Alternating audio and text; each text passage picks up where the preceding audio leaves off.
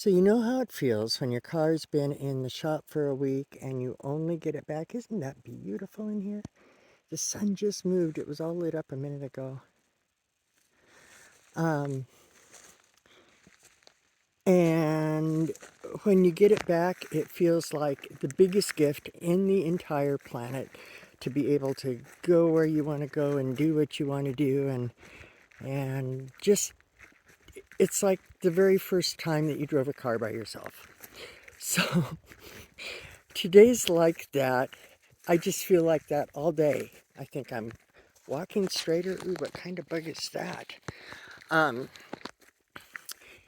I just feel strong and wonderful and good. I spent all day yesterday in the emergency room. Starting on Sunday, I had my blood sugar was getting stuck. Several of you know that I've got late onset type 1 brittle diabetes. So I'm on an insulin pump and belly monitor, and it's a pain in the butt because 1 + 1 never equals 2. So yesterday, my blood sugar started going up for no visible reason. And it went from 167 at 7:30 to 385 at 10:30 without a single carb. And that makes you nauseous and blah, blah, blah, blah, blah. So I got it back down to about 250 by overdosing insulin.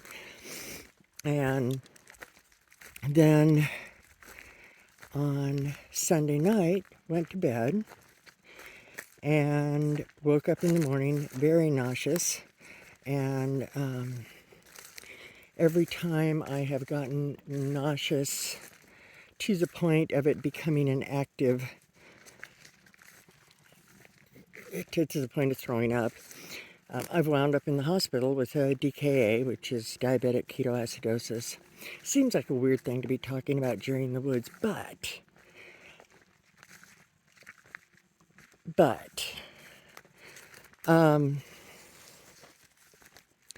so I woke up at 385 or something in that vicinity, and I was supposed to be at work at 7 o'clock, and it was at that point about 5:30, 6 o'clock. So anyway, my wonderful boss said, I think it makes more sense for you to take care of yourself and me to go cover it. And he was smarter than me that day. So I called the advice nurse, and she listened for about 30 seconds to the rising without cause and getting stuck thing, and said, I think you just need to go. I'm going to get you set over at Sunnyside Emergency. And I said, okay, I'll be there at 9:30. So my lovely sister took me. And I had never realized how nice it was to have somebody else on your side in that room for 9 hours. But point being, they ran all the tests and the EKGs and the blood tests, and they did a chest x-ray, and apparently, I have to look this up again when I get home, but the check x-ray came out, I believe the word was grossly clear, which makes me happy because I haven't had a chest x-ray in years, and that's always one of the niggles when you smoke from the time you're 13 until you're, yum, these are so good today, until 2 years ago, with a 7-year gap in between. How big of an idiot do you have to be to start again? But, boy,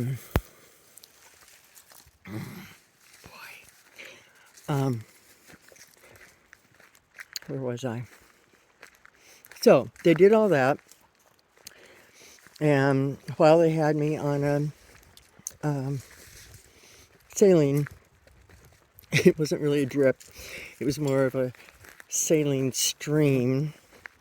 Got a liter of fluids in me, and I had gotten my sugar down to like 282 by just dive bombing it. So I was at I think 237 when I got there. And then they put in the saline, and by that point, with constant addition of insulin from my pump, by the time the saline was in and they put us in a little room to see if it would come down, it jumped up to 360 something and started climbing.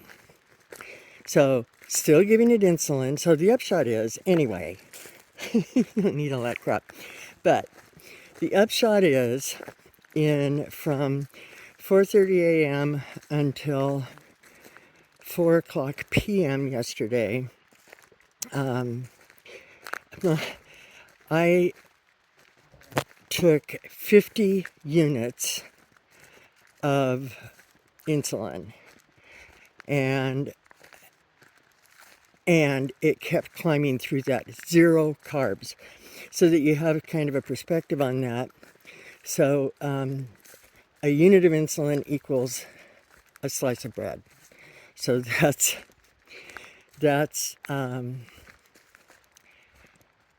15 carbs.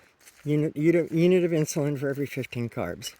So I put in enough insulin to eat 50 pieces of bread, and not only had I not eaten 50 pieces of bread, I hadn't eaten anything. Did not have a single carb in my system. Had been fasting for 30 hours, trying not to make the whole situation worse. But point being, they went through all their protocols, and I said, you know what, we've got to blast this, because that's the only thing that got me out of the last hospital 5-day stay, was that with all of the protocols being followed meticulously, my body doesn't follow the protocols. And after 5 days, they still couldn't get me down into normal range. And so finally, this good doctor, and bless her heart, she wasn't an endocrinologist. She was just the person on duty on that floor that weekend. And quiet and not flamboyant at all, and just caring. And she came in for the morning round, and she said, so I don't understand why this isn't coming down. And I said, yeah, welcome to my world. 1 + 1 = 6, 1 + 1 = 3, 1 + 1 = -2. That's just how it works. And she disappeared. She said, I'm going to figure out what we can do. She disappeared. And about 4 hours later, a nurse came in with kind of a stricken, confused something look on her face, and she's holding a syringe and a bottle of insulin. And she said,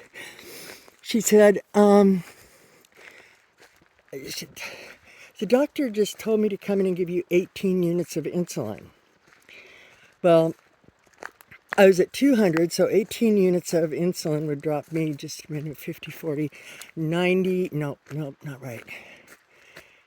18 units of insulin.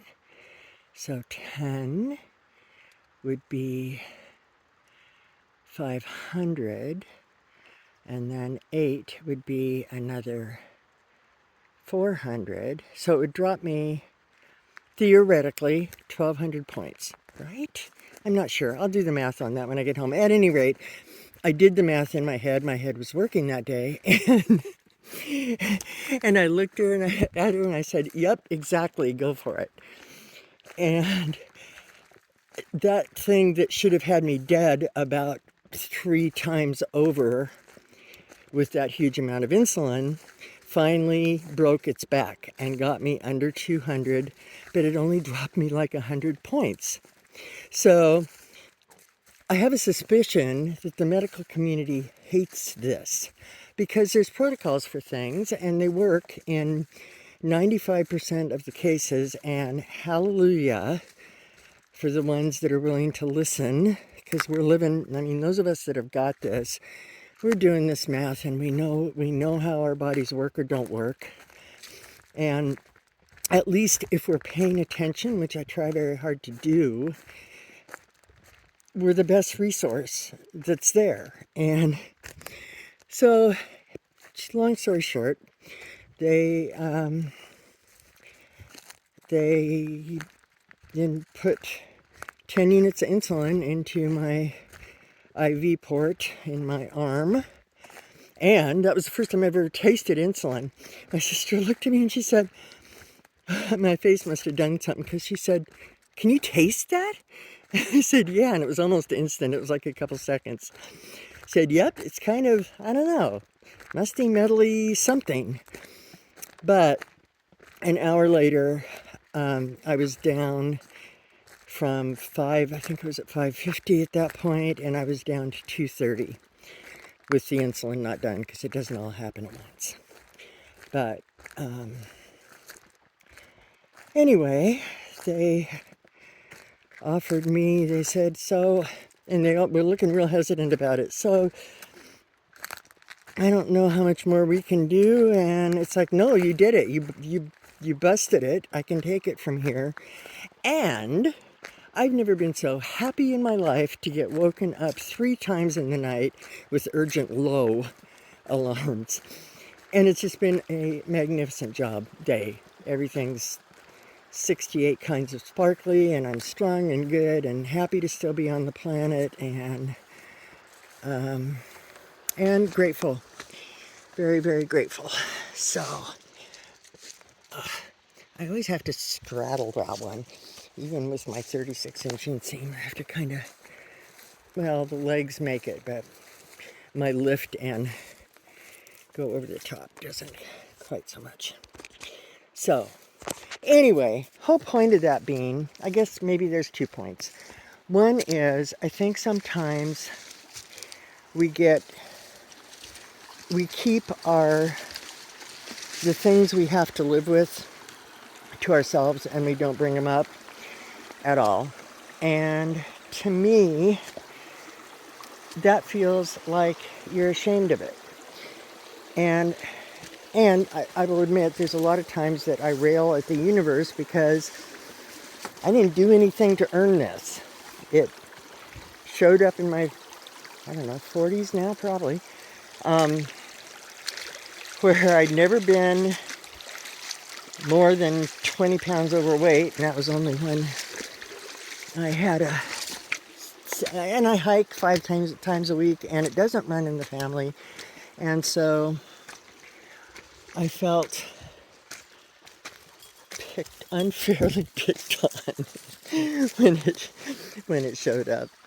So anyway, point being, I think sometimes we need to talk about this stuff, because I was terrified for Sunday and Monday. I've been through 3 DKAs before, and any one of them could have killed me.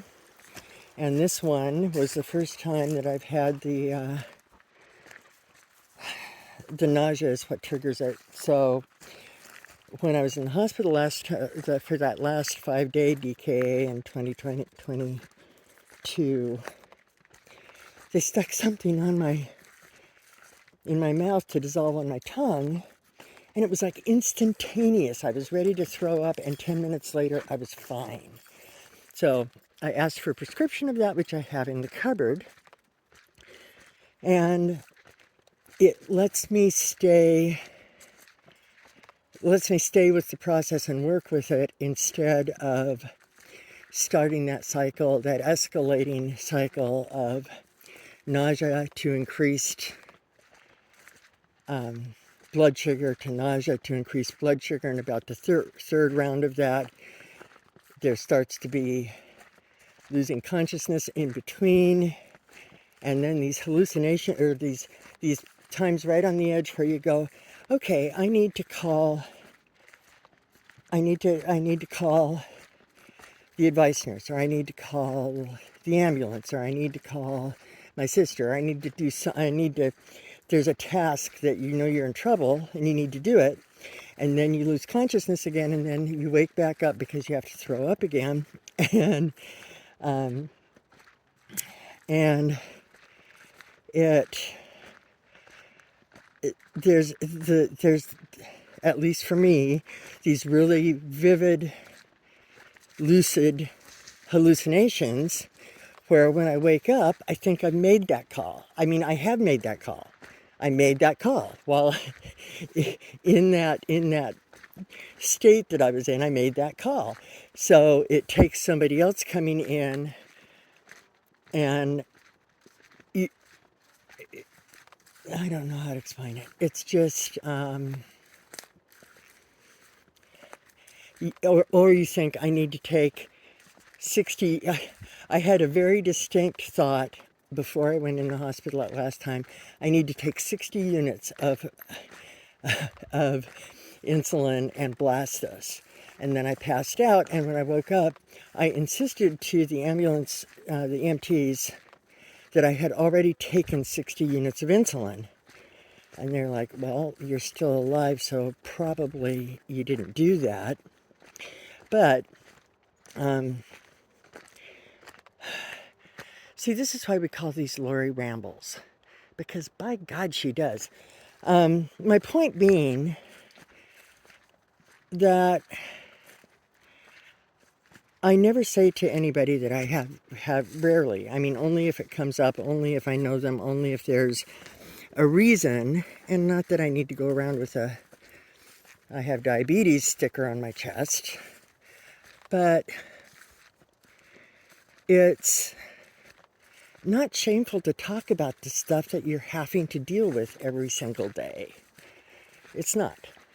And I think I got that, and I think that's what part of what the freedom of today is, and why I'm talking your ear off. But my only point is I'm really glad to be here. Really glad to be here. And we're up in a spot that's 20 degrees cooler than it is down at the bottom of the hill. And there was a creek, and there's a dog, and there's a woman. And look, that wood looks like maybe a goat or a lamb or something. No, it doesn't. So, when you come out the other side of something like that, take the day off and freaking celebrate it. Enjoy having your car back, and stop and feel what that really feels like to be strong and healthy. And before I started this, I said to my body, I said, you're good and strong and cranky, and my body, I mean, it's just, it doesn't follow the patterns. So be it. And it's a good body. It just needs a lot of work sometimes. So I love you guys. Talk soon. And I think we're just going to find another creek to sit by before we go back down into the 104 degrees. Love you much.